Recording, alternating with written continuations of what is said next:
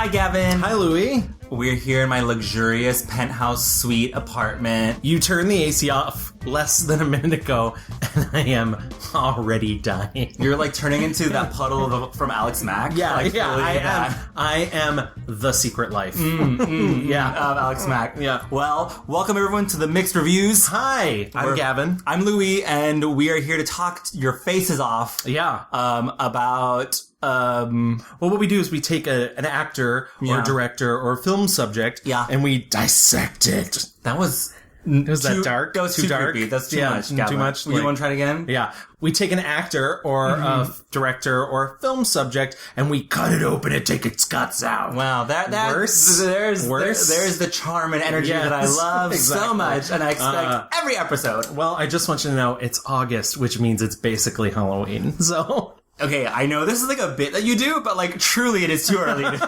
No. Truly. It is never too early for Halloween in our hearts. Okay. In our cold, dead hearts. You know what? I did go see Hocus Pocus live with Kathy and Jimmy in the audience. Oh, you were there? Yeah. I had friends that went to that. She was like barely interested in being there.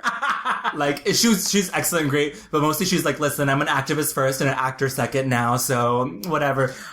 I like that in between the last time we were together, you saw Kathy and Jimmy live. Yeah. I saw Bette Midler live. Wow. And we both saw Sarah Jessica Parker dead. She's just zombieing around New York City. Exactly. Oh my God. Wow.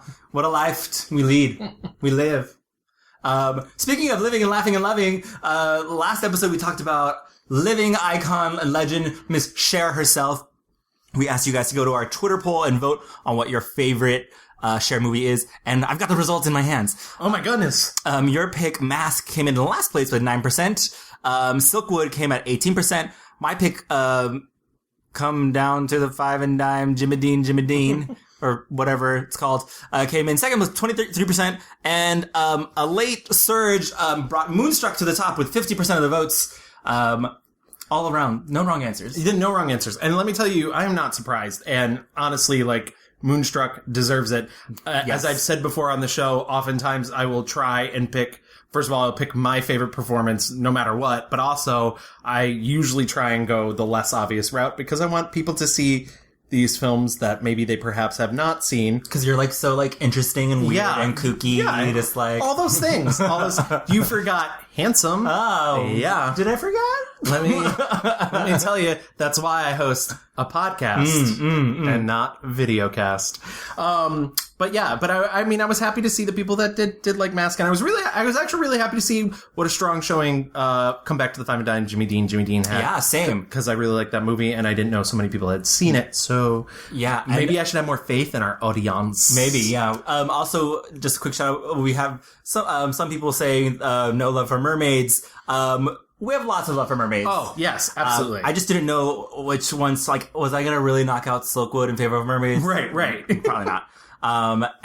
Also, just a quick note, I did go see Mamma Mia too. Yeah, and you hated it. And I hated it! I don't know why. I don't know what's wrong with you. Somebody hates fun. It's Louie. I don't hate fun, and honestly, when the movie became fun, like, honestly, when Cher came, I was, like, super into it, but before that, I was like, the big dancing queen number didn't do anything for you? When they're on the boats coming in, that was fun. But before that, I was like, the C-list ABBA music, I was like, kissing the teacher, like what? I do love the fact that they give so much time to a song about assaulting a teacher. Exactly. And Lily James is fine. Like all those young, attractive people are fine. But I was like, this is boring.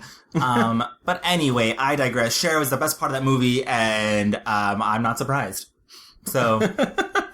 There. I disagree, but it's fine. Moving on, though. Yes. Who are we talking about this week, Gavin? Why, we're talking about none other than the Scottish legend known as Ewan McGregor. Yes, Ewan McGregor, my loins quake and quiver for thee. I actually am sweating even more now, just thinking about him. Yeah, so, true. I know it's not possible. I'm just a pile of water. Exactly. So I... have the honor of taking us into our rewind. Yes, so why don't I get it started? Educate me. Ewan McGregor was born in Perth and raised in Crieff. Both of those are in Scotland. He was born on March 31st, 1971. He is not, in fact, a Disney-created character in relation to Scrooge McDuck. I don't believe it. I don't believe it. I thought he was. Who knew? He looks like he was made in a lab. He does look like he was made in a lab. As opposed to, like, Zac Efron, who is, like, a rubber human being. Yeah. Ewan McGregor was made in a lab. Zac Efron was made in a sex shop. There it is. There it is. I like how we're acting like as if we would say no to either of them. Oh my god, Zac Efron. His mother, Carol Diane, is a retired teacher at Crieff High School. His father, James Charles Stewart, Jim McGregor, is a retired physical education teacher. He has an older brother named Colin, and his uncle is the actor Dennis Lawson, who was in the Star Wars trilogy, in the original Star Wars trilogy. Yes, I saw that. And he has said in many, many interviews that his like love of theater and acting. My uncle would come, who was an actor in London, and he would come up to Scotland in this, there wasn't anybody like him where I lived, and he was also my uncle, and I remember that excitement about when he would come to visit, and I wanted to be like him. I think I wanted to be anything that he was, So from a really, really young age, I wanted to be an actor. And I remember, going to see him and stuff. I remember seeing him in theatre in London when I was a kid, going to see him in plays, in small theatres to begin with. And then later on in the West End, he became very popular in musicals. He did quite a few musicals in London. That's why I wanted to be an actor, I'm sure. It's interesting. I often wonder if he hadn't been an actor, would I still have... Because I really feel that this is the right thing for me to be doing. I don't have any qualms about that. But I wonder if I would have thought about it if he hadn't sort of paved the way for me. I think I saw an interview where he said him and his brother wore out the VHS of Star Wars because they were so excited to see their uncle like on the big screen. I mean, give me a break. Like he must have been like 8, 9 around the time when Star Wars came out. It's like just the perfect timing for a young boy to witness Star Wars, and also casually your uncle's in it, so whatever. He attended the Independent Morrison's Academy in Crieff, and he tells the story of being in a car at the age of 16, and his mother explaining to him because he wasn't having a good time and wasn't really getting the education that he wanted because he wanted, a life in the arts. His mother told him he could drop out of school. We weren't allowed, you have to make choices, don't you? When you're in Britain anyway, you have to make choices in secondary school. And well, I did know what I wanted to do when I was 9. I wanted to be an actor. And so by the time I got to 14, 15, and I had to make my decisions of what I wanted to do, well, really all I could do at school that felt good to me and was interested in was art and music. Like, those were my avenues of expression, if you like. Sounds pretentious, but they were. There was the only creative things that I could think of to do. But the school didn't want me to do art and music, so they made me choose one, and I had to do physics and music. That just wasn't me, and I guess my parents could see by the age of 16, when they let me leave school, that I wasn't copping out, that it was really, that this is all I cared about. My mum, I remember very distinctly, we were driving into Crieff and it was raining and the windscreen wipers going like this, and she said, I've spoken to your dad, and if you want to leave school now, you can. I was like, what? I couldn't believe what she was saying. Sign me up. I was like, oh, well, I'm not going back to school then. That was it. I got to my mate's house where I was heading, and I went, I'm not going to school. And he went, what? I said, well, I'm not going back to school. My mum said I don't have to go. Big deal for parents who are teachers. Right. I wonder if, though, I'm feeling like this, Scottish wilderness of, chasing your dreams. And he wasn't born in the 1600s, Louis. Okay, no one can tell me otherwise if he was or was not in the movie Brave, okay? He's only 47. He was actually one of the bears, one of the 3 little bears. No, he was not. No, I'm kidding. I would have loved that if he was, though. You would think Disney would tap into that. Hello. Or someone would tap that. Hello. Wow, we're terrible tonight. Lots of tapping. After leaving school at the age of 16, he worked as a stagehand at the Perth Theatre and studied a foundation course in drama at Kirkcaldy College of Technology before moving to London to study drama at the Guildhall School of Music and Drama when he was only 18 years old. I love all these names of these schools. It's so, extra. So he tells a lot of stories about his time there and like how different it was than other theater schools. One of the big things was they kind of sent you out for auditions like in your second year. They brought people in to like represent you and everything.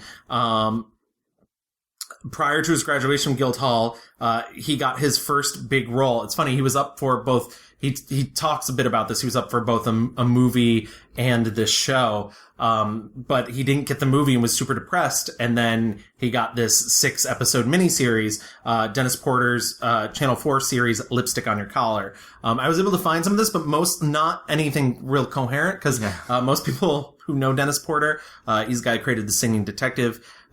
He creates these shows that are sort of like jukebox musicals with lip syncing. Love that. And so the show was about Ewan McGregor, as a Russian translator.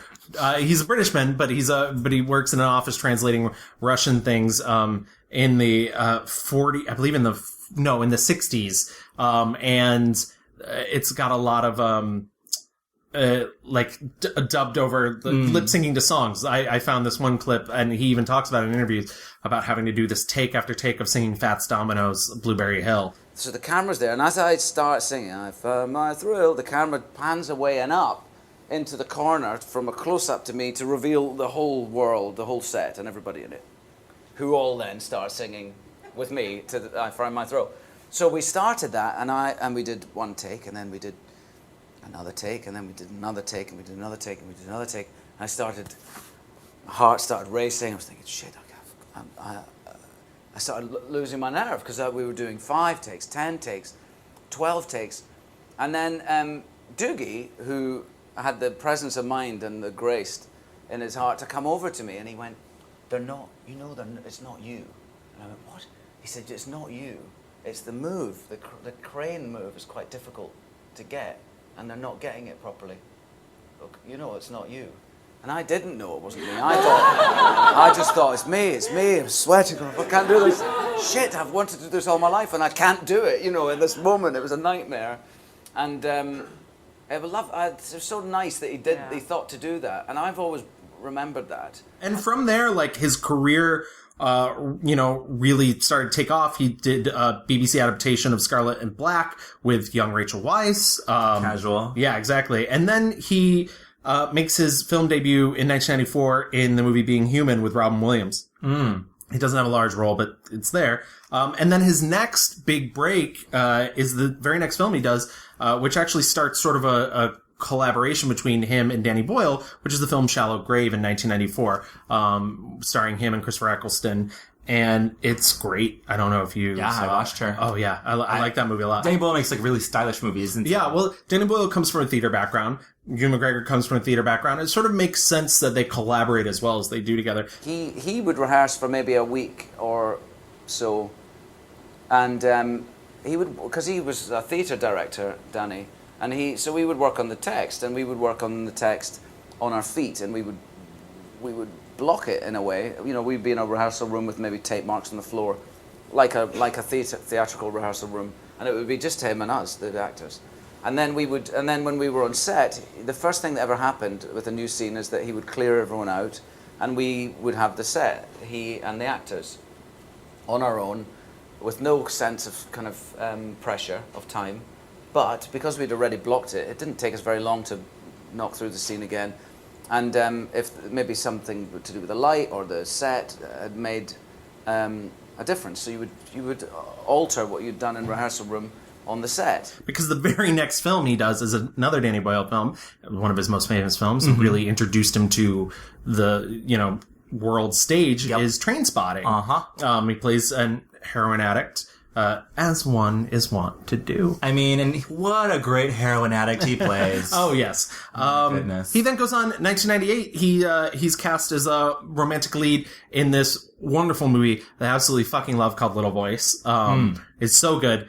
He's not the draw in it for me, but, like, he's good in it. Also in 1998, he does Todd Haynes' Velvet Goldmine, and I think it's his first really prominent American accent in a movie. Right. And I'll come back to that. Okay. It just feels like at that moment is when he cemented himself as, like, a, like, not British, but, like, a an actor of the time, like the 90s time, because Trainspotting was such like a seminal like 90s moment. And Velvet Goldmine kind of feels like in the same range of that. Also, I will have you know that I did watch something called Blue Juice, which was after Trainspotting, but before Velvet Goldmine, I believe. There's a lot of interesting, like, is that, I'm assuming, a British film? Yeah, and it was... Because Brastoff also comes in that era. Yeah, Brastoff was so cute. Yeah, it's a cute movie. I love anything that has to do with, like, the Union saying fuck you to Margaret Thatcher. Those are my favorite movies. Yeah.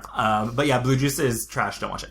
And then, like, the year after that comes the big movie, Star Wars: The Phantom Menace. Yeah. Known to the ages as the best Star Wars film. Right. The one that's what I've said. Yeah, really. It's just the one that everybody, just like when they think Star Wars, they think Phantom Menace. Ooh. I will say though, the best part of Phantom Menace, I mean, he's very good in it, but I will say the best part is that fucking music. Like, how dare they, like, what was like the bad guy's name in that movie? Darth Maul. It's funny, I've watched a bunch of interviews where Ewan McGregor can't remember the bad guy's name either. Darth Maul with his two-sided lightsaber. Yeah. Iconic. But then also whatever that fucking song is. The Duel of the Fates. The Duel, so good. Like, I think I'm happy that these movies exist just for the music. I have said many times, because I don't like the prequels, and I'm not like jumping on a bandwagon. I just don't think structurally they're great films. I don't think they add very much to the original films either, because part of the original films is mystery and it like wipes all of that out. But the problem with the prequels is there's no real human characters. And I think we sort of talked a little bit about this when we talked about Natalie Portman. We kind of glossed over it because she's really mistreated as a character. Yeah. But it makes me sad just even thinking about it. Yeah. God. Yeah. Oh yeah. She's really, especially that third movie, she's literally confined to a bedroom for the whole film. But, there's no human, there's no like Han Solo type characters. And the closest you get is Ewan McGregor's portrayal of Obi-Wan Kenobi, who still is a Jedi Knight. So he's still doing the whole like, but we don't have emotions, Anakin. Why do I get the feeling you're going to be the death of me? Don't say that, Master. You're the closest thing I have to a father. Then why don't you listen to me? I am trying. Can you see him? I think he is a she. And I think she's a changeling. In that case, be extra careful. Go and find her. Where are you going, Master? For a drink.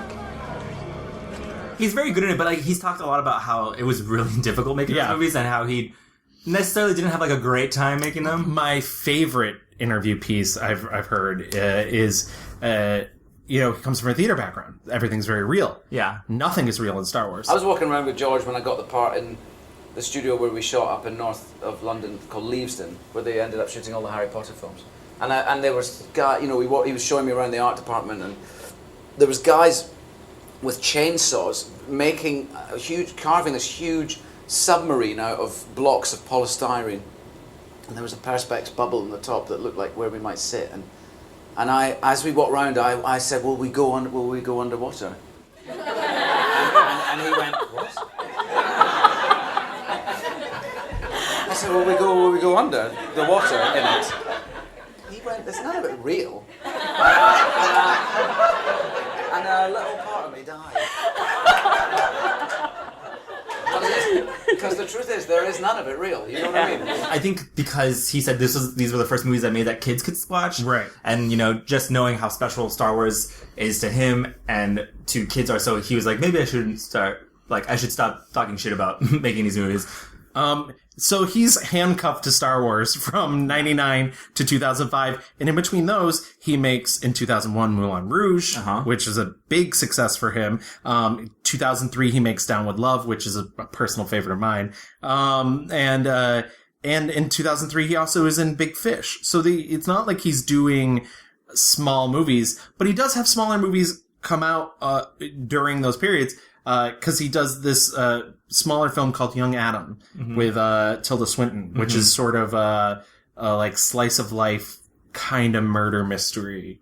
It's really well done and very like, it's weird. It's a movie where there is so much sex, but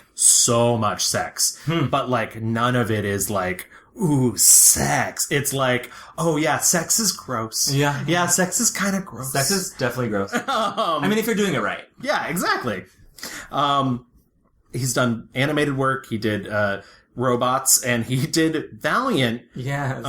Which I had completely forgotten is a Disney movie. Yeah, that was during the Bolt era. Yes. And I feel like nobody talks about that.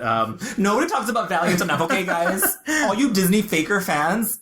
But yeah, and like, I don't want to like name, like every, single production he's involved in, but he starts doing big films. He does, Michael Bay's The Island, and then like, towards the middle part of the first decade of the 2000s, he starts to do less big films, and he starts to, he does Woody Allen's Cassandra's Dream. He stars opposite Jim Carrey and I Love You, Philip Morris. And he appeared in the movie Amelia. No one remembers that movie. I remember that movie only because it's directed by that Indian woman who I really like. Mira Nair? Yeah. And also it was kind of like Oscar baity thing for Hilary Swank, but it flopped so hard. Yeah. And I was like, no! But I mean, I didn't watch it. But like, and then he also does one of my other favorite performances of his during that era, which is 2010's The Ghost Rider. I know I'm a terrible person for liking him in a Roman Polanski movie. I know Roman Polanski is canceled, but like, he's good. Mm-hmm. I mean, Ewan's good. Right. Not Roman. Roman's a bad guy. Roman is actually worst. Outside of acting, in 2012, he ends up on the main competition jury at Cannes Film Festival. And he's awarded the Donostia Lifetime Achievement Award at the San Sebastian International Film Festival. He's the youngest recipient ever of that award because he's like... What is that award? 2012. It's a Lifetime Achievement Award. Lifetime Achievement Award. Yeah. In 2012. Yeah. Huh. I mean, he does work a lot. Yeah. In 2016, he makes his directorial debut in a movie called American Pastoral, which was essentially like either he directed it or nobody else would, because it kept losing directors, and finally he was very passionate about making that film. I wonder why people kept dropping out of it. I mean, I guess like the text is a really hard... Yeah, it's based off of... Is it Philip Roth? Yeah, Philip Roth. It's like a really famous novel, I guess. Yeah, and Philip Roth's novels are notoriously difficult to adapt. I like how, like, for his first try, he was like, yeah, this really, difficult. I mean, I get it. You're passionate about something, whatever. But, it flopped. Yeah, it did not do well. And then in 2017, he was on the third season of Fargo. I will be perfectly honest. He was not my favorite part of that season. I thought he was good, though. I did think he was good. I thought he was he played twins. Right. I thought he was a little better as one brother than he was as the other. It's a lot of work, okay? Yeah. No, absolutely. He actually received the Golden Globe Award for Best Actor in a miniseries of television film. Cool. Also, all throughout this, he has never left the stage. From June of 2005 to April of 2007, which is a really long run. Yeah. He was starring alongside Jane Krakowski, Douglas Hodge, and Jenna Russell in Guys and Dolls in London, which started out at the Donmar Warehouse and transferred to the Piccadilly Theatre. He played the lead role of Sky Masterson. What a dream cast. Yeah, and he received... This is a weird thing. He received the LastMinute.com Award for Best Actor for his performance in 2005. He was also nominated for a Laurence Olivier Award for Best Actor in a Musical in 2007. And then from December of 2007 to February 2008, he was Iago in Othello and Donmar with Chiwetel Ejiofor as Othello and Kelly Riley as Desdemona. Which, Jesus. Yeah. They recorded that for BBC Radio. Rodrigo, come hither. If thou be as valiant as they say base men being in love have their nobility and their natures more than is native to them, list me. The lieutenant tonight watches on the court of guard. First I must tell thee this. Desdemona is directly in love with him. With him? Why, it is not Lay possible. thy finger thus, and let thy soul be instructed. Mark me with what violence she first loved the Moor, but for bragging and telling her fantastical lies, and will she love him still for prating? Let not thy discreet heart think it. During all this too, and this is a weird thing that he just sort of does. Part of it is charity work, part of it is entertainment for himself. He's done 2 very long motorcycle trips that BBC has filmed. He began as a motorcyclist in his youth. So he took up a marathon of international motorbike trip with his best friend Charlie Borman and cameraman Claudio Von Planta in 2004. From mid-April to the end of July, they traveled from London to New York via Central Europe, Ukraine, Kazakhstan, Mongolia, Russia, and Canada. Say that again. From UK to New York. Yes. Like, I just want everyone listening to really let that sink in. Like, it's like going around the world, but like, the other way. The other way. Exactly. The trip includes visits to several UNICEF programs along the route and form the basis of the television series and best-selling book, both called Long Way Round. I was just looking at these little wooden houses, and they're from another time. It's like time travel. We watched this old lady carrying buckets of water on a stick across her back. I mean, I don't know if it makes you appreciate what we have or not. You know what I mean? Why do I assume that because I've got a tap and stuff, it's better? Long Way Round team reunited in 2007, and they went from Scotland to Cape Town in South Africa. The journey, entitled Long Way Down, lasted from the 12th of May to August 5th of 2007. McGregor's brother Colin joined the motorcycle team during the early stages of the Long Way Down journey. His father Jim also rode on sections. Wow, like, imagine if, like, from May to August, that's like what, May, April, June, July, like that's 4 or 5 months just on your motorcycle going halfway across the world, like delivering aid and help to these UNICEF locations. That's fucking boss. And that's not all. In 2012, he appeared in a 2-part BBC documentary called Ewan McGregor Cold Chain Mission, where he traveled on boat, motorbike, plane, and on foot to deliver vaccines to children in remote parts of India, Nepal, the Republic of Congo. The trip was part of his UNICEF ambassador work. So he's done a lot of amazing work in terms of that. He got married pretty young, right? Yeah. He gets married to Eve Mavrakis, a French-Greek-Jewish production designer whom he met on the set of Kavanaugh QC in 95.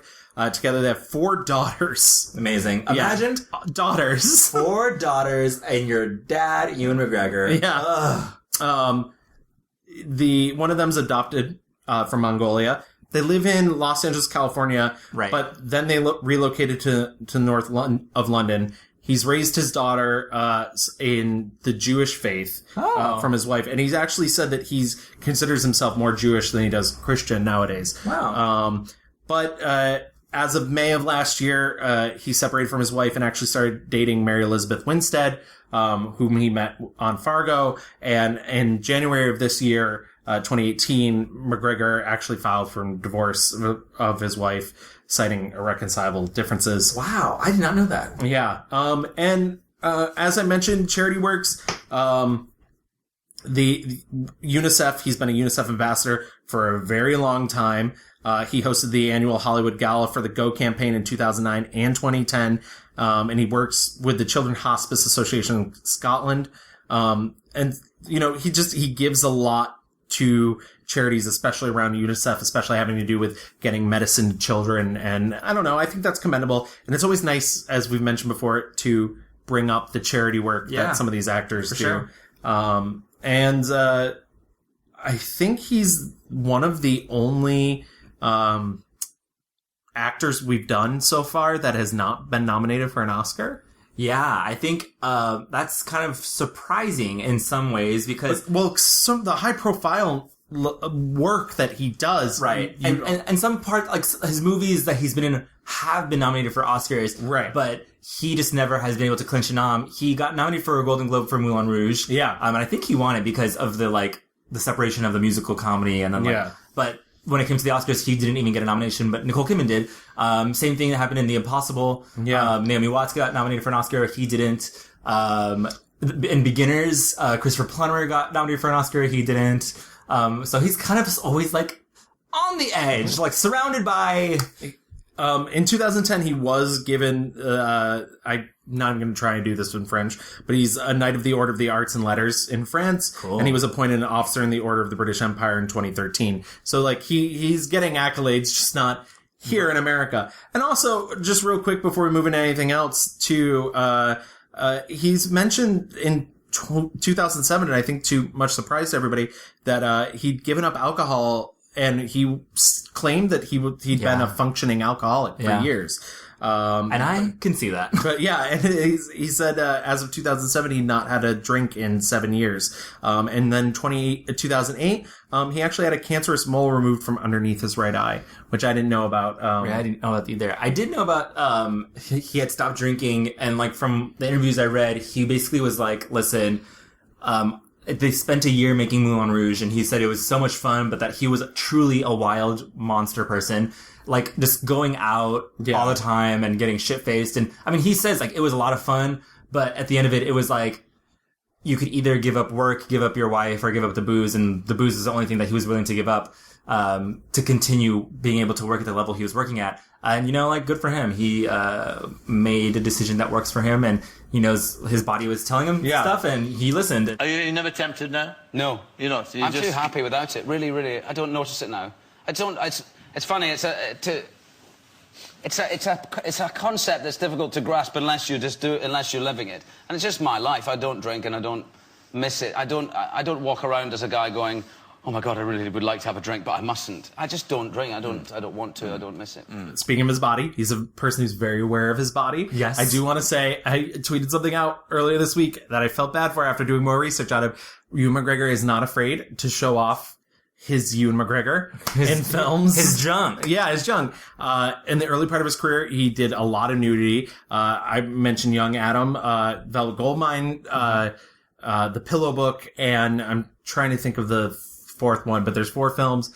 If you're that hard up to see him nude, and they're all great movies to watch. You might be. Because the media are so crass and shallow, it's become a sort of joke about me, which I don't like. I think it's a film represents life, and life involves nudity, at both ends of the day for me. And if you're lucky, somewhere in the middle.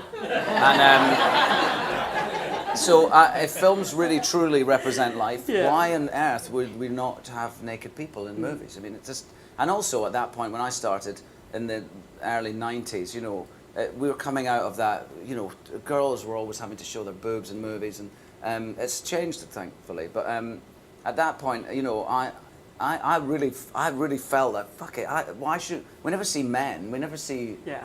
We never see a penis in anything. Why don't we do that? See that? So I've just always thought that it's really... I'm always really connected to my work. I think the work's important, and nudity and the naked body and sexuality and are all very important things to us as people, and a huge drive in what makes us tick as people, our sexual life. And so I think that's important to explore in work. I've always been happy to do that. It's embarrassing to do if it doesn't have that sort of weight behind it. And to sort of demean it by Ewan McGregor's naked again, I was just annoyed by that. I think it's a shame.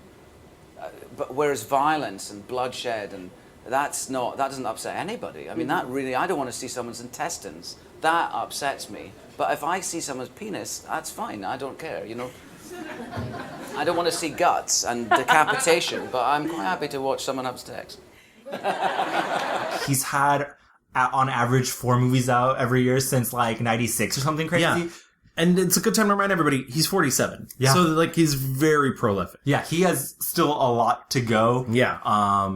And there's a lot of movies to get through. And I also wanted to rewatch Beginners, but I just didn't get around to it because I was like, I just want to watch new stuff. I don't think I really rewatched anything, which was unfortunate. I almost rewatched Little Voice, but I couldn't get anybody to watch it with me. So that's not a movie for yourself. Yeah, exactly.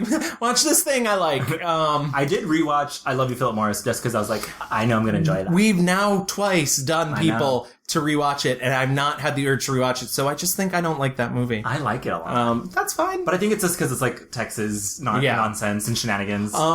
Before we move into our picks, I do have some quick questions, because I've developed a sort of just a theory on Ewan McGregor's acting, and we are here to talk about his acting. So what do you think of him as an actor? I think he has that very specific charm. He reminds me a lot of there was always at least one straight guy in high school who was the nice straight guy, or the nice straight guy who could hang, who wasn't afraid of kissing a boy and being chill about it, because Ewan McGregor will kiss a boy. Yeah, for sure. And actually, just a sidebar, one of the things I really appreciate him, because I've seen him play gay, Pillow Book, he has a lot of sex with men, Velvet Goldmine, I Love You, Philip Morris, and I even watched this really, really abysmal film that he's not in very much called Scenes of Sexual Nature, where he plays a gay man, and he never sinks to a mince, or never. He just playing, and like you have no idea as a queer audience, as we're both, how appreciative I really am of that. Yeah, like, I mean, it's almost like people get. I mean, obviously, like with all the Scarlett Johansson like shit, like taking roles away from like queer actors or trans actors and stuff. With him,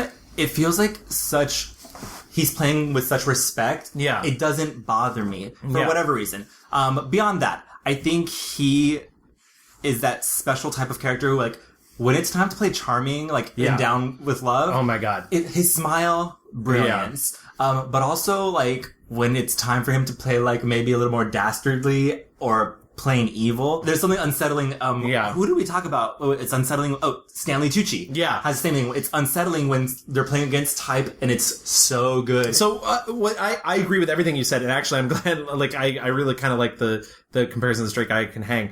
But, like, but you did bring up theater, and I think, and this is not a knock by any means, but I get scared that people might interpret this as mean or me saying that, like, I don't think he's good, because I think he's extremely good. But he is not one really for a subtle performance. He's a very theatrical performer. And I think sometimes when you put him in a more nuanced role, he like loses a little bit of what makes him so good. Like what? I'm trying to think of like a movie where maybe because I'm thinking of all the moments where he's like had to like yell. Like I'm thinking like obviously like Star Wars when he's like you were supposed to save like that's a classic. In The Impossible when he does that phone call to like his family and he breaks down and it's amazing. Henry? Maria and Lucas are not here. What do you mean, not there? The Martian came and swept everyone away. And I found Thomas and Sam and Lucas up. I don't know what to do. I don't know where to look for them. Henry, calm down. Henry? Right, I have to go because lots of people need to use this phone, okay? I was toilet.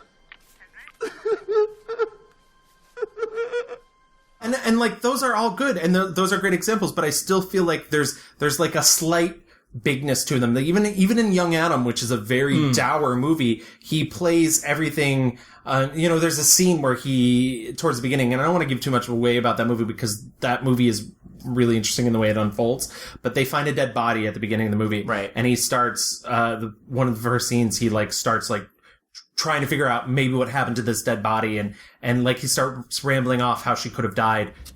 I think she went to a bridge fully dressed and stood there breathing the warm night air.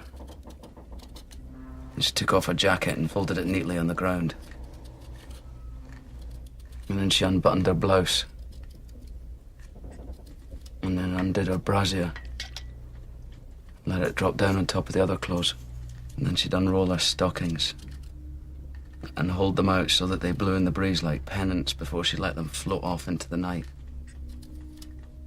And she'd shiver and ask herself if she really wanted to go through with this. And she'd answer that question by kicking her clothes into the river. And it still feels like a slightly enhanced performance. I was telling my friend Connor about this, and he was like, "Oh yeah, like a Hugh Jackman." Yeah, and I do think there is a quality there, which once again is not a negative thing, but perhaps that's why people don't always flock towards him in terms of like thinking about giving him an award for his filmic portrayals. Right. I think he knows what he does very well. Yeah, and he knows how to dial it up to 11. Like, I mean, God, think about Velvet Goldmine. When he's on stage, when you first see him as Kurt Wilde, I was like, I'm at a concert, and he's fully lived in as this person. Even in Trainspotting, But there's nothing small about that performance. Right. And those two movies, there's nothing really small there. Maybe in Velvet Goldmine towards the end. Trainspotting is the other movie he's nude in. Duh. He's nude in that? Yeah, just a little bit. Okay. But yeah, it's, I think part of his, like, magnetism is he has, like, this wild energy. Yeah. I mean, thinking about, like, Moulin Rouge, like, being able to... Yeah, and that's, like, he's perfect for Moulin Rouge or Down with Love or Velvet Goldmine or these sort of bigger than life portrayals. But there is something, like, it's not theatrical. Like, sometimes a really good example, actually, is, I don't know if you saw the movie Night Watch, which was, it's really abysmal, but it's, like, him in a lot of scenes, him and can't think of his name, Josh Brolin. And it's interesting because Ewan McGregor has decided to sort of play down in that movie, still kind of broad, but down further. And Josh Brolin is just like playing to the rafters, just like everybody in the back row is going to know what's going on. And it's a god awful performance from him. They know who it is? They have a suspect. Who is it? The wrong guy, I guess. I guess they got the wrong guy. I want to narrow that down just a little bit. Which wrong guy is it? It's me. You. You think it's you?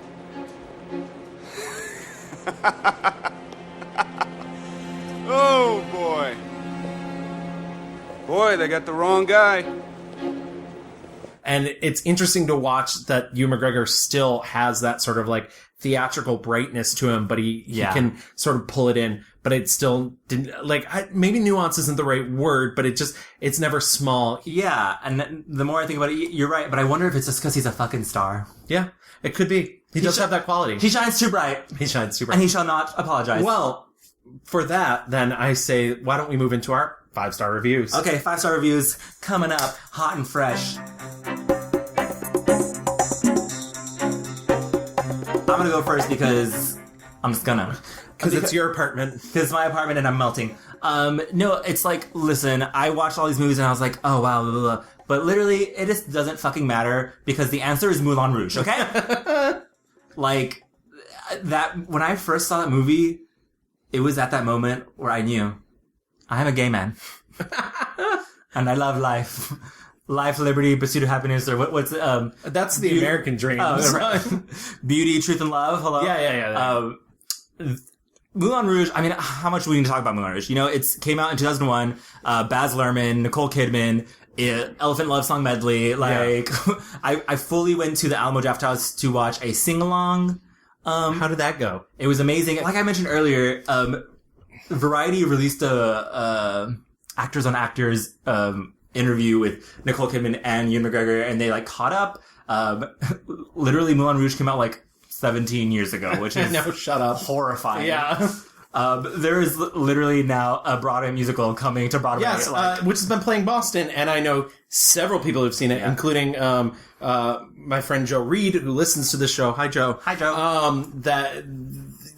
And liked it. Yeah. Thought it was good. Yeah. I don't remember what Joe said about the guy playing. It's Aaron Tveit. Yeah, but from most of the reviews I've heard, he's no Ewan. Yeah, who could be? So essentially, if you haven't seen Moulin Rouge, it's this great tragic comedy romance musical like on meth. It's spectacular. Yeah. It's the story about, Ewan McGregor's character, Christian. Yeah. Christian, if you will.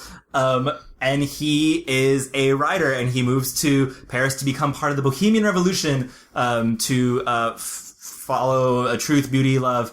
And he gets involved with Toulouse-Lautrec, played by John Leguizamo, so good. And they want to write this big show, and they need to convince Harold Ziedler to produce it. And to do that, he needs to woo and convince Satine, which is Nicole Kidman, she's a courtesan. And she just wants to be a great actress. Right. She wants to stop fucking for money. Yeah, and so there's a case of mistaken identity. She thinks she's fucking the Duke, who is going to pony up the money to produce the show. But instead she falls in love with Christian, who's a poor writer. A life without love, that's terrible. No, being on the street, that's terrible. No, love is like oxygen. What? Love is a many splendid thing. What? Love lifts us up where we belong. All you need is love. Please don't start that again. All you need is love. A girl has got to eat. All you need is love. She'll end up on the street. All you need is love. Love is just a game. And they just have this big love affair, and it's fun and loud and crazy, and it's part of Baz Luhrmann's kind of like his Red Curtain trilogy. Correct. the other two being Romeo and Juliet, and the first one was Strictly Ballroom. Strictly Ballroom, yeah. Sorry, I was a big Baz Luhrmann fan as a teen, so I know all this. I mean, we all shopped at Hot Topic as teens, yes, exactly. So we were really into Baz Luhrmann, okay? I watched Australia. I did, and I like that movie, and that's neither here nor there. Anyway, this movie, I think this movie really showcases... I mean, first of all, I think a lot of work went into this movie.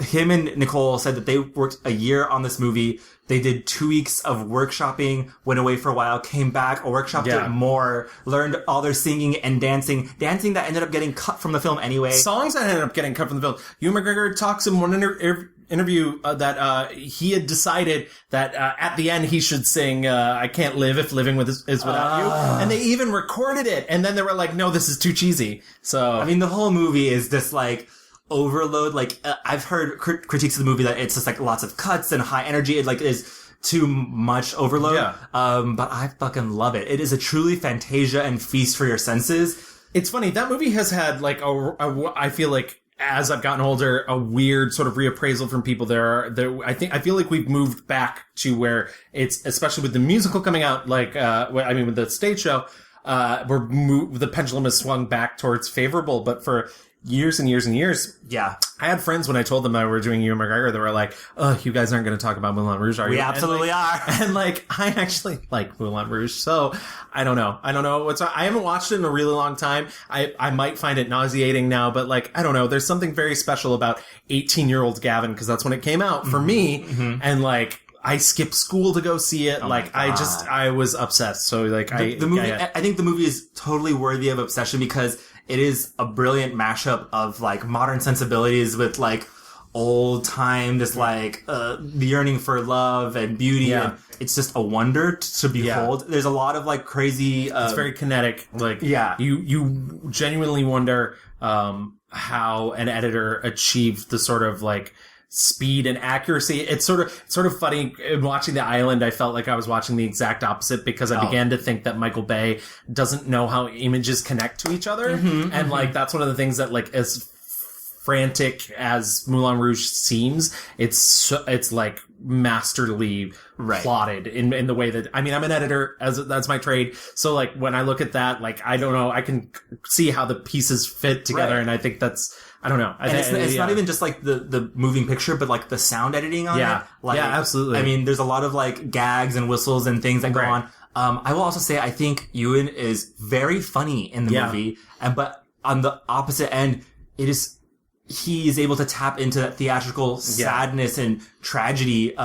When he, at the very end, Satine tells him to go away because she doesn't want him to get killed. Yeah. And he like bursts through on stage. Like, literally, as the show is going on, it throws money down at her and is like, I've paid my whore. Thank you for curing my ridiculous obsession with love.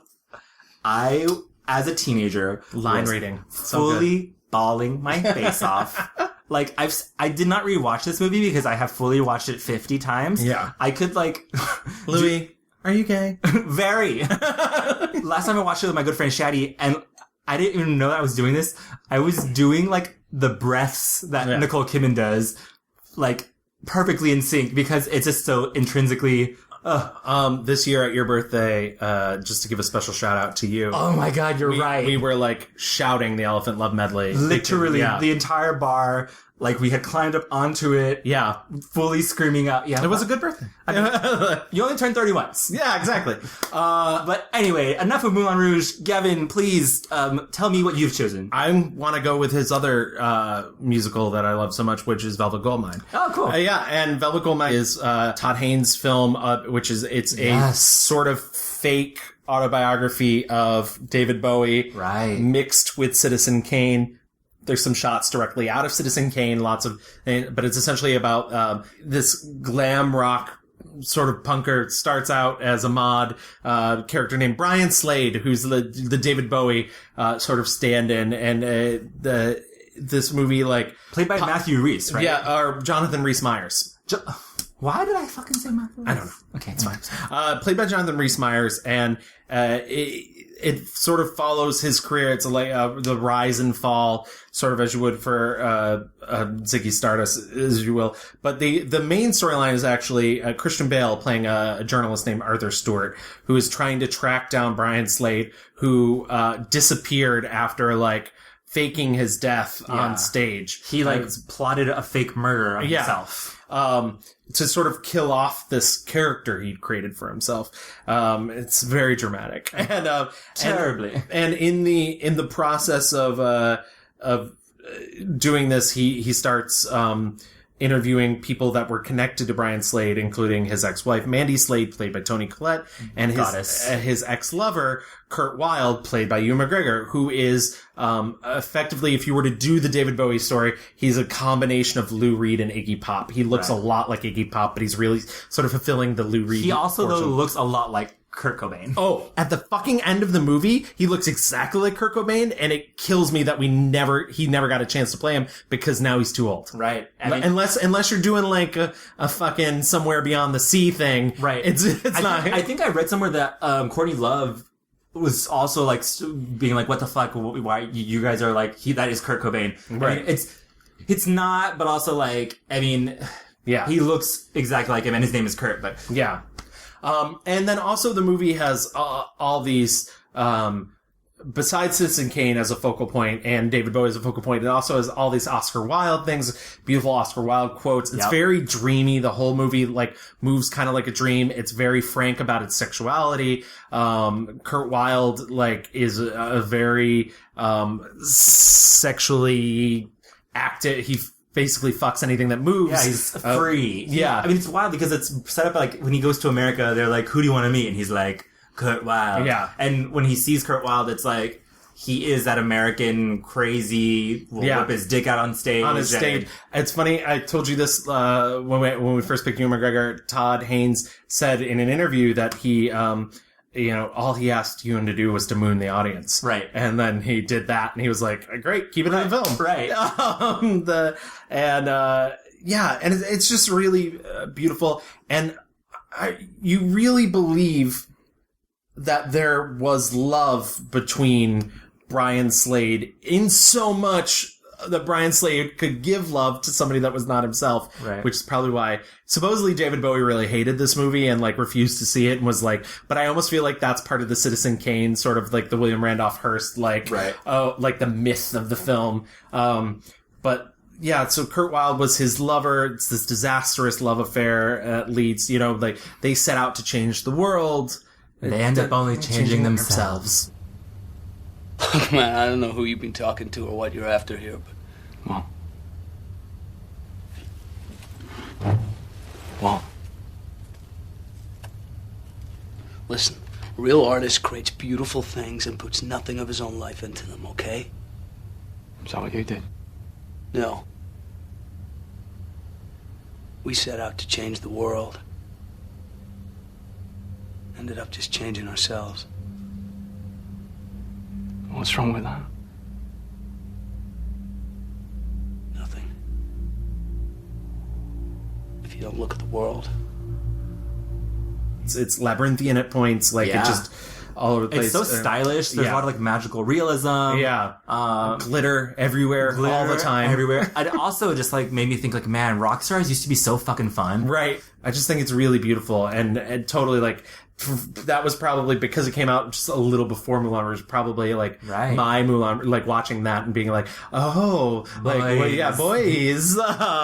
It's funny because I think in both of these movies, it really showcases his frenetic, wild energy. Yeah. I guess like you mentioned, this was one of the first movies he had an American accent. Yes. Oh, and I was going to talk about that. I don't think Ewan McGregor can do an American accent. And that's what I was worried about, because that feels a little meaner than maybe I should be saying, but he does an American accent, and for the most part, he's playing characters that are sort of bigger than life, so it doesn't really matter. Right. Velvet Goldmine, Big Fish, these are roles where it doesn't matter if he's sort of, but he does an American accent like a person who thinks all Americans talk like this. And it's so... You can hear him trying. Yeah, and it grates on me. I think what it is though, his voice is so like mellifluous, just like it's like a melody, everything. Yeah. And so when he doesn't any accent outside of American, because there's no romance in American accent, right? But Australian, Scottish, British, Southern, and you can hear the upturn still in his voice, even when he's not, right. But like for the character of Kurt Wilde, I actually think it works because Kurt Wilde is a performance, right? And even when he's like not performing, he's performing. I love the movie. It's if you haven't seen it, it's like a special find. I think, for and sure. just full of the best fucking music. I mean, David Bowie wouldn't let them use any of his music, but like you have Brian Eno and Venus and Furs and Lou Reed music in it, and just their version of Babies on Fire, while not as good as the original Eno version, is still amazing. And plus Jonathan Rhys-Meyers does the David Bowie thing of like pretending to go down on him while he's playing his guitar. It's just so well done. The movie's it's like I said, it's very special for sure. Were there other films that you saw that you particularly liked? I want a controversial pick, I know, but I just watched The Impossible, and I don't think The Impossible's bad. Well, I mean, so I think The Impossible is a movie that is about one family and their journey or tragedy, reconciliation during the 2006 Indian Ocean disaster in like Thailand and Southern Asia. The movie didn't make a lot of, no pun intended, waves in the United States. I think a lot of people were like, why are we talking about one white family for this thing? And so I stayed away from the movie, honestly. I stayed away from it, but I finally got around to watching it for this, and holy shit, this movie, directed by J.A. Bayona. Yeah. First of all, what I didn't know, and I don't think a lot of Americans know, this is a Spanish movie. Yeah. Jay is a Spanish director. The entire production company was from Spain. The producers heard Maria Belon, who was the original family that this is based on was a Spanish family, and she went on radio to talk about her what happened to her family, and producers heard her and they contacted her, and she ended up co-writing the movie. Yeah. Was with them while filming, giving it's so funny too, because when that was found out, then it was like, okay, still white family, like why are they not a Spanish family? Right. Maria Belon apparently said she loved Naomi Watts so much, and she asked for her to play her in this movie. Yeah. That neither here nor there. The movie is incredible. Yeah, it's well beautifully done. Yeah. This movie is just visceral, and if anything, this movie is just like a reminder of like, what the fuck, like Katrina and Sandy and all these things that keep happening. Like, the most horrifying part of this movie is when Ewan McGregor is fully walking around uncovering body bags to see if his family is in any of them, and the camera just zooms out, and there's hundreds and hundreds of body bags, and I just thought, the first thought was like pure horror. Yeah. I love, controversially, because I know some people really hate this movie, and I've heard from people that they think it's boring as well, but I think it just touches something. I lost my father about 10 years ago, and Big Fish is a movie that reminds me of him. Yeah. And I really love that, and I really like Ewan McGregor's performance. I think it is big in body, but it's also like really touching and heartwarming. And I think it's really plays well off of Albert Finney, who plays the older version of him, performance. I don't want to talk too much about Big Fish, but I really, the moment that he sees Alison Lohman at the circus and everything freezes. Beautiful filmmaking. Yeah. And just, one of maybe probably the last time Tim Burton made a movie. I was gonna say, I was like, oh, this is Tim Burton, like, not being a complete crazy person. Yeah, it's like last gasps of like control, creativity. Yeah. Not everything was on a green screen. Well, that scene, particularly, one of the things I love about it is there's CG in that scene, but the actors are mimes. So it's not like they froze them. They just stopped moving. Which I loved. Daffodils. They're your favorite flower. How did you get so many? I called everywhere in 5 states. I told them it was the only way to get my wife to marry me. You don't even know me. I'll have the rest of my life to find out. I mentioned Young Adam earlier, and I really like Young Adam, and him and Tilda Swinton, so like lots of Scottishness and lots of sex that's not romantic. And I'm trying to think... Trainspotting's great. Trainspotting's great. I mean, obviously, how could you not talk about... Doesn't it make you proud to be Scottish? It's shite being Scottish! We're the lowest of the low! The scum of the fucking earth! The most wretched, miserable, servile, pathetic trash that was ever shot into civilization. Some people hate the English, I don't. They're just wankers. We, on the other hand, are colonised by wankers. Can't even find a decent culture to be colonised by. We're ruled by effete arseholes.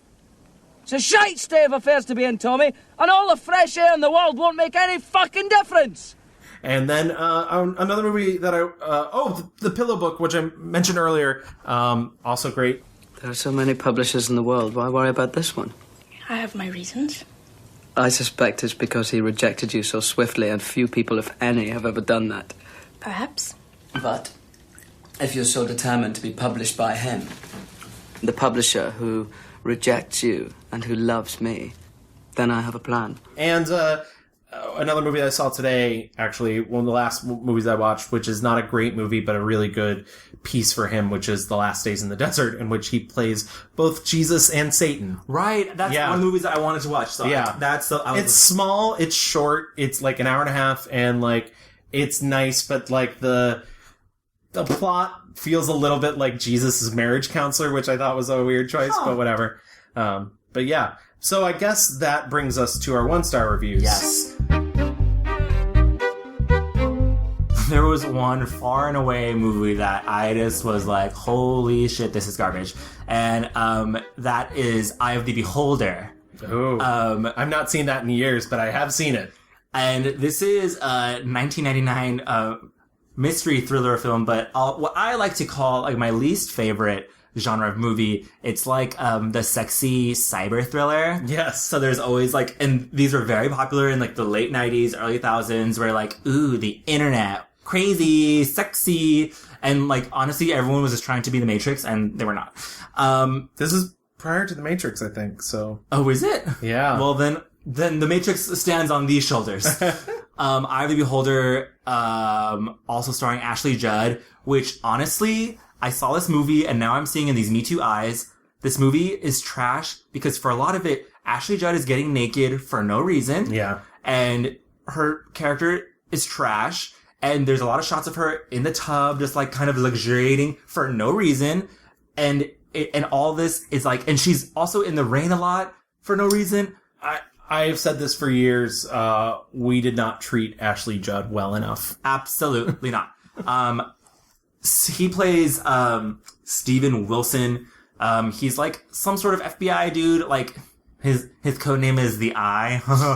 And he's like this intelligence agent, and he's like just very good at like spying on people and getting the info back to HQ, whatever. Also, he happens to casually be haunted by his daughter. And like it's really fucking annoying. He has a lot of moments where he's like, "Stop it! Get out!" And she's like, "Daddy, what's going on?" Like, it's fucking awful. Essentially, Katie Lang is in this movie. Yeah, I just read that. I don't remember her in the movie at all. She's like his Q, you know, like back at headquarters. Yeah. And she's like, "What's going on?" He has an assignment to go follow around some rich dude.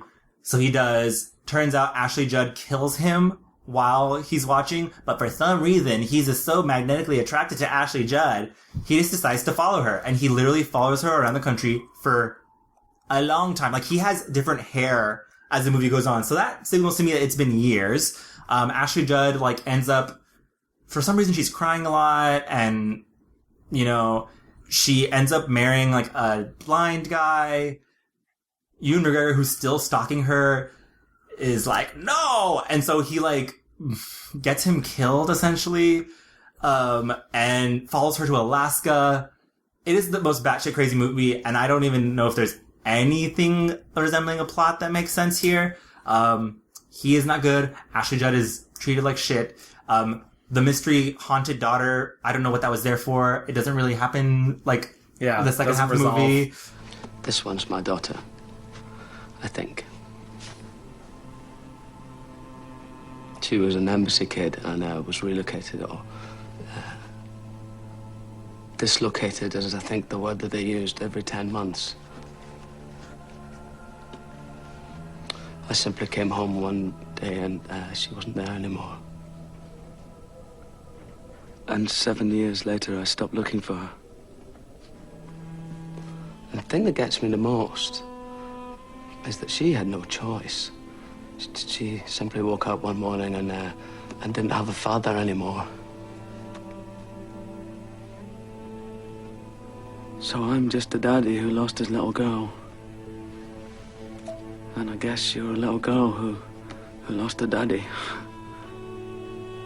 I almost wish I had rewatched this because I've basically banished most of that to the recesses of my brain. It should be banished to the recesses of, like, American cinema. Truly. I don't want to kick a guy when he's down, but my least favorite was American Pastoral. And I think part of it is the man didn't have good enough sense not to recast himself.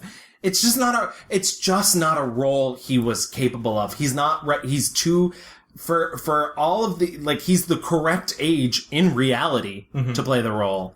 But, like, he's not. Like, he doesn't look like it. So you think he's too young? I think he's too young and he's too broad. He's too, like, this is a role for somebody who can play it all inside, and he can't. He just can't. So what American Pastoral is a movie about... Swede. He's Swede. He's like a very, like... Americana. Aryan-looking Jewish person who marries he's a football star who marries the prom queen, played by Jennifer Connelly. Who also was like Miss New Jersey? Yeah. And she's a shiksa, so she's not Jewish. And his father doesn't approve. And they have a daughter who has a stutter, who grows up to be, Dakota Fanning. And she's very affected. She watches a monk self-immolate during the 60s, and it, like, scars her, and she gets very affected in the anti-war movement.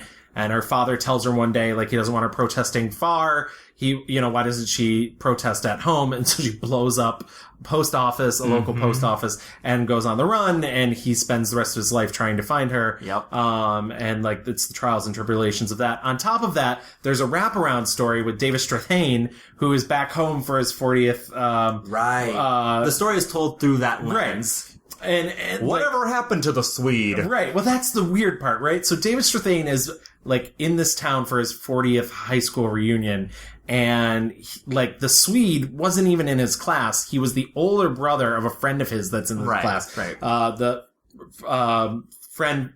The younger brother played by Rupert Evans. And he, like, idolized this guy to the point of obsession, it feels like, which I'm pretty sure in the novel is, like, one of those things of, like, somebody from the outside seeing the American dream, but in the movie is played so wrong. It's just like, why? It's a little weird. It's weird. It's like, he once helped me across the street. Right. And it's like, it's very Mean Girls, where it's like, she once punched me in the face. Yeah. It was awesome. Yeah, exactly. And so Rupert Evans is like, oh yeah, he died, and, like, this is the story about him. Yeah. And it's supposed to be sort of like, everybody has a darkness to them. Like, everybody has, like, the American dream is never what you think it is.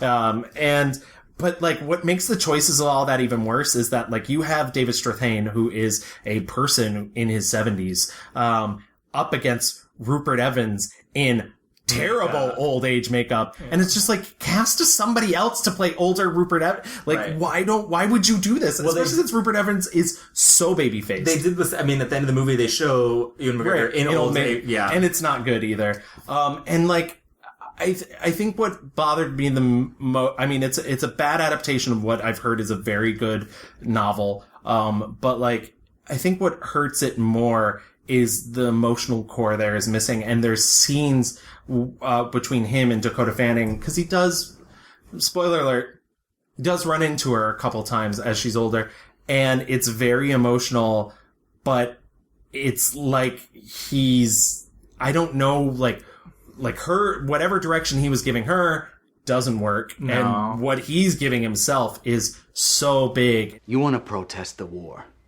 Protest it right here in Old Rimrock. What am I gonna do? March around the post office? Bring the war home, isn't that the slogan? Look, they gave me this award. It's just a stupid plaque, but it means one thing. If you take a stand, people notice. If you oppose the war right here, with all your strength, this is part of America too, you know. Read Marx. Revolutions don't begin in the countryside. We're not talking about revolution. You're not talking about revolution. they don't have any chemistry at all. No, they don't. It was almost like I could see, she was trying to be like disaffected. Yeah. And like aloof.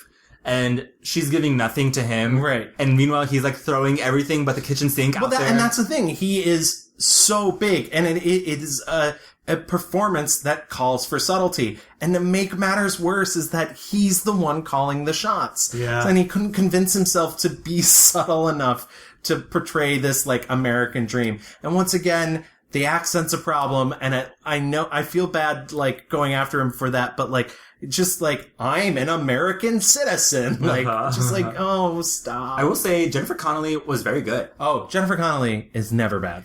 If he is to direct again, I think there are better choices he could make. I don't want to say too much about him as a director because I don't think he made any wrong decisions. I mean, it was a very plain looking film. I didn't think there was a lot of like style in terms of that. There was occasional like old news programmy stuff. And, but yeah, I don't know. I think he just fell into the trap that most first time directors do, which is to make a film that looks as sort of generic as possible. And, Yeah. Unfortunate. Yeah, it's really unfortunate. Were there anything else that you thought was pretty disastrous? I mean, like I said, I watched Blue Juice, which is like a surfing movie. Yeah. Which he's not the lead in. Catherine Zeta-Jones is in this movie. Before, I guess, we thought she was like Latina. Before Zorro. Yes. Which was kind of like a very subpar movie.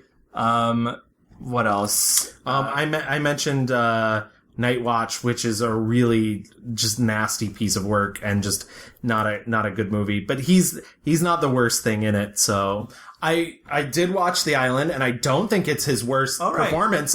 It's a bad movie, but one of my favorite things about that movie is the fact that it really feels like everybody's sort of like, we know it's dumb. It almost feels like every now and then a character, whichever character's on screen at the time, be it Steve Buscemi, him, Scarlett Johansson, just like kind of turns to the camera and winks. Like, we know this is stupid. The movie has like every hallmark of a Michael Bay movie ever. Right. There's like product placement. Yeah. They're like literally they're in like an Xbox arena. Right. Like they have a drink of, whatever it is. The colors, like I will say, like I would say of Michael Bay's work, like I would put like Bad Boys at the top.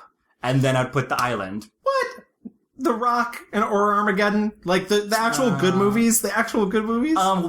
Okay, first of all, Bad Boys is an excellent movie. We've been having this argument since our second episode. Bad Boys is excellent, and you guys can drag me all you fucking want, but you're fucking wrong. And by guys, you just mean me.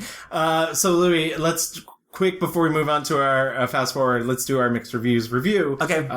So my 5-star review was 1998's Velvet Goldmine. My 5-star review was 2001's Moulin Rouge. And my 1-star review was 2016's American Pastoral. Mine was 1999's Eye of the Beholder. Excellent. So let's move into our fast forward.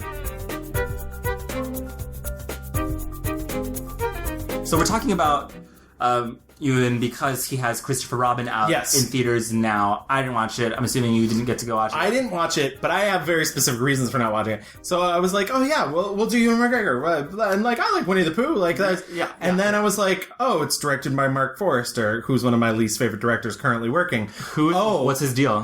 He did The Kite Runner and Quantum of Solace and Finding Neverland, and he's just a schmaltzy hack. Okay. And then I saw who wrote the script, and like, it's the woman who wrote Hidden Figures, which is fine, and I can't remember the second guy who wrote something else more recent, and then fucking Alex Ross Perry, who I've never even been able to make it through one of his movies. Who's that? And it's hard for me to stop watching a movie. He wrote and directed this movie called Listen Up Philip a couple years ago, and I had a screener, so I was seeing it for free nonetheless too, and I turned it off. In between, he works with Elizabeth Moss a lot. He made this movie called Queen of Earth. He has this other movie coming out soon called Her Smell. Gross. Yeah. And I do not like him. So I was just like, you know what? This movie is canceled. And, I didn't watch it, but also he has a new movie on Amazon right now. Yes. Called Zoe. Yes. With Léa Seydoux.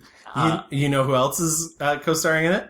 Who? Christina Aguilera. Yes. Okay. So I did watch this, and I was like, That robot sure does look like... that is Xtina. That is Christina Aguilera, ladies and gentlemen, making her... Does she ask Ewan McGregor to help her put on makeup at any point? No, but she does ask him to do the Wagon Wheel Watusi. It's crazy. That's crazy. Did you get to watch it? No, I didn't, and I did mean to watch it. It's very good. And it's good. Interesting. It reminded me a lot of... like Annihilation, Ex Machina, like that kind of vibe and aesthetic. Very Gattaca-esque. I really like Gattaca. I love that's Gattaca. Strong praise. I think Lea Seydoux is very good. Also, so beautiful, but also radiates this like quiet, fiery energy. Yeah. What you're feeling is a program. Machines don't really feel the way people do. Hi. Oh, hey. I ran a match with you and me. I have to show you something. You don't oversee the synthetics division at the lab. You're a creation of it. It was a test. I had no idea you would evolve like this. If you have Amazon Prime, Zoe is streaming now for free. It's very interesting, weird, and good. So I recommend that. Well, he has upcoming next, according to IMDb, he has Dr. Sleep, which is in pre-production. Yes, so Dr. Sleep is the Stephen King sequel to The Shining, and he's playing the adult Danny Torrance. In the book of Dr. Sleep, Danny Torrance is now a janitor at not a retirement home, but like a home for sick older people, and he sort of uses his powers to help them pass more peacefully, his like psychic powers. But also at this time, there's a group of psychic vampires who are traveling across the country. Of course there is. And he like befriends a little girl, and they want her like essence, and so he has to battle these psychic vampires. Wait, is it Hocus Pocus 2? It's Hocus Pocus 2. Wow. But yeah, so that's a big, right. That is a big one. And it's funny. He just did an interview where somebody was like, what do you think, Stephen King will think of, this, since he notoriously hated the Shining adaptation? And he's like, I think Stephen King will like it, but we're very faithful to the book except for one big change. And I won't tell you what it is. So yeah, so what do you think? What do you learn? And what do you feel that Ewan McGregor should be doing in the future?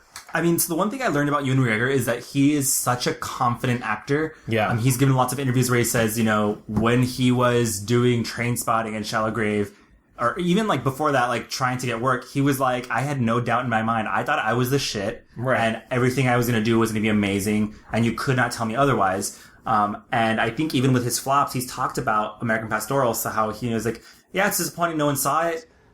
You have a sort of connection with the work. I've always felt connected to my work and an ownership of it as an actor. But if a film's not done very well in this box office or whatever, I just go, okay, well, I got something out of it and the experience was rich for me and it didn't really matter. But in this case, because it was a film that I'd made, I found that was very hard to deal with, the fact that people didn't go and see it, a lot in the cinema. But, you know, you do the work and then you move on. And yeah. And I like that attitude about him. And hopefully there is a self-reappraisal as well as like a critical appraisal of it. I think also he's figured out that like what he likes doing. Yeah. I think he was like, listen, I fucking did The Island, bought a house, and was okay. And but he has said, he likes working on these really small movies. That Jesus movie, he said, he literally knew that they didn't have a budget, so they like got him a trailer, and he was like, guys, fucking get rid of the trailer, and so we can all like have a better meal together or whatever. Yeah. Like, And that movie's directed by Rodrigo Garcia, whom I, for the most part, like. He directed this movie called 9 Lives years ago that I really love, but he also directed the Anne Hathaway Passengers. Oh. Yeah, exactly. So my 1-star review for Anne Hathaway coming back to haunt me. I think he is, now after Star Wars, after The Island, he's now doing weird small stuff that I think suits him better. And I think when he does the bigger stuff, it's stuff that actually piques his interest, like Dr. Sleep. I don't think he would, I don't know if he would necessarily go in to do I mean, I think he might actually, if they asked him to do an Obi-Wan movie, and I would fucking watch that because I like him, but He would do it in a second. But I think like, you know, something like X-Men or like a Marvel movie, I think he would think twice over doing something like, you know, something that sounds as crazy as doing like an adult Christopher Robin or whatnot. I don't want to do work that what fires me is the kind of work that we do. It's about people and exploring human nature and how we deal with situations. And it doesn't matter to me if I can like shoot fire out of my eyes or fly through the air. It matters how do I deal with the situation in a human way, you know. You know, it's so funny you brought up X-Men, and now I'm thinking about Michael Fassbender. Yeah. And like they seem to be driving in the same lane. Yeah. I think the only reason it's funny because I've been thinking a lot about it's funny, the two people I've been thinking the most about since we did Ewan was Fassbender and Anne Hathaway, because I think he has much more in common with Anne Hathaway. I do think Anne Hathaway is another big, we talked about it before, another big performance, and she's not, but she can do nuance, and that's the difference. Right. Because like I thought the monster movie she did last year was like so kind of a nuancy performance. But Fassbender I think is the opposite of McGregor. Because I think he shows his hand. And like I said, you watch those later X-Men movies and clearly doesn't want to be in them. But like he'll show up when he wants to. Right. They're both like European, very handsome men, very distinctly handsome men. And when they flash that smile, whew. And that's not all, both of them will flash. Hi-yo. Woo! Wow. But yeah, I think I really hope as he continues this journey and path of his, like, he will find the movie that will finally snatch him an Oscar. Yeah. Because I know he has it in it. I agree. And then on top of that, before we close out this episode, I would like to see him on stage. I really would like to see him do something, like, prominent in America on stage. Be a musical, be it a straight play. Like, I don't know, but, like, he has the chops for it. Yeah. He's great. Like I said, he's big, so, like, he can create that energy that he command needs. An audience. And like, he seems to have captured those audiences in Britain. I would like to see him do something stage, you know, in America. Right. I guess he doesn't hang out in New York too much, huh? He doesn't really, no. He's a big motorcycle nerd. Yeah. So he's always traveling, and, you know, he's got 4 kids, 4 daughters. Oh my God. And one of them is, he mentioned one of his daughters, like, pulled the trigger on the, like, well, I'm 16, like, why can't I drop out of school and be a photographer? Luckily he said his wife at the time was like, no, never. So yeah, your father's an idiot. Yeah, exactly. But yeah, so that's our dissection of Ewan McGregor. He's great, and I hope none of my comments are taken as negative. I just don't think that he's not like a. Like, this is Gavin's address, guys. Please go dox him. But yeah. I only want 1 million more downward loves from him. Oh my God. Him and Renee Zellweger just being like... she does not get enough credit for that movie. That 10-minute scene, that 10-minute monologue that she delivers with no cuts. Is it the one at the end? Yeah. It's so good. It's insane. It is insane that he got that Peyton Reed, which, by the way, at this point, we've now covered every Peyton Reed movie on this show. Really? Down with Love, Yes Man, the 2 Ant-Man movies, and Bring It On. Bring It On. Wow. So we've now hit every Peyton Reed movie. I guess we don't need to do an episode of him. No, we really don't. I mean, I think he's proved we don't need to do an episode of him. But was that shade? Yikes! But yeah, so you 5-star review. Bring It On. 4-star review. Ant-Man. Done. Done. I probably would give 1 star to Yes Man, as much as I don't like the first Ant-Man. True. Okay, anyway. well done. There was our mini episode on Peyton Reed. Yeah. Thank you guys for coming to the Mixed Reviews. Absolutely.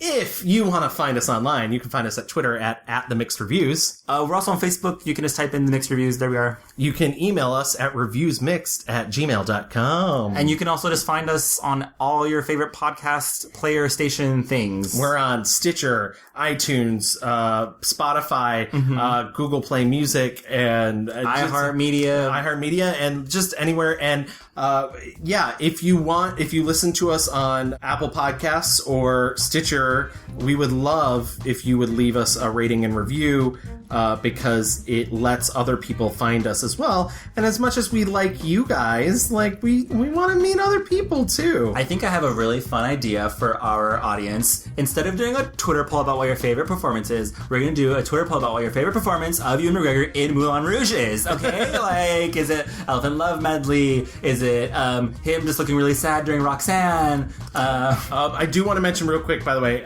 in terms of ratings and reviews on July 27th, we received a new rating and review from Crispy File, who is a co-host of a really great podcast called This Had Oscar Buzz. So you should check them out at Had Oscar Buzz. But he says Gavin and Louie are a lot of fun and have really sharp insights. Their balanced point of view are always refreshing and insightful. Wow, thank you so much. Thank you, Chris. I mean, I would say that about myself. Not sure about Gavin, but, you know. I think that's the heat talking. But yes, we will be back in 2 weeks. Hopefully you enjoyed this episode. Yeah, see you guys next time. Bye-bye.